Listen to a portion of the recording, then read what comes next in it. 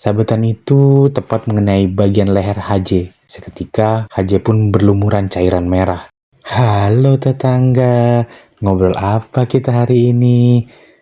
Kalau aku punya cerita tentang seorang pria berinisial AAS. Dia tega menganiaya temannya sendiri bahkan hingga tewas. Penyebabnya dipicu karena permasalahan narkoba. Oh iya, cerita ini berdasarkan pemberitaan di beberapa media yang kami rangkum ya. So, bagaimana alur lengkap kasus satu ini aku ceritain di obrolan tetangga.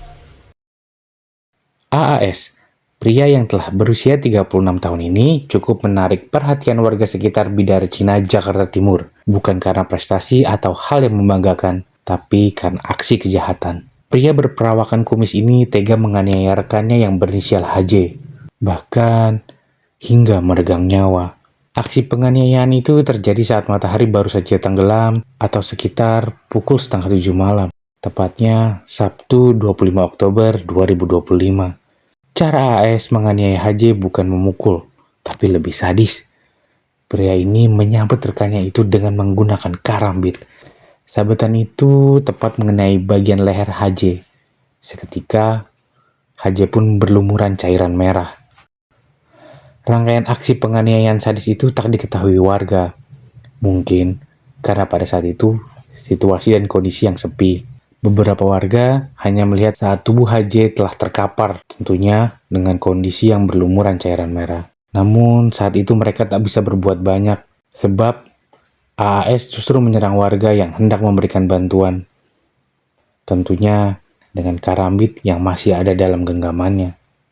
Pertolongan baru bisa dilakukan ketika AAS telah pergi dari lokasi.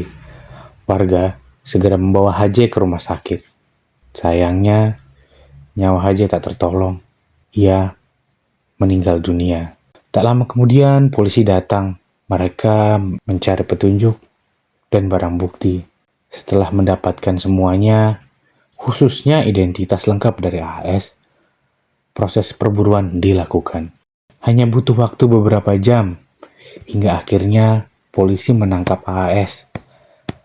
Pria itu diringkus di kawasan Manggarai, Jakarta Selatan. Tepatnya Minggu 26 Oktober 2025, sekitar 3:30 pagi.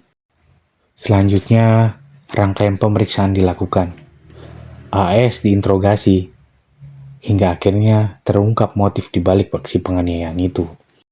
AS mengaku rasa kesal dan dendam yang mendorongnya melakukan tindakan sadis tersebut.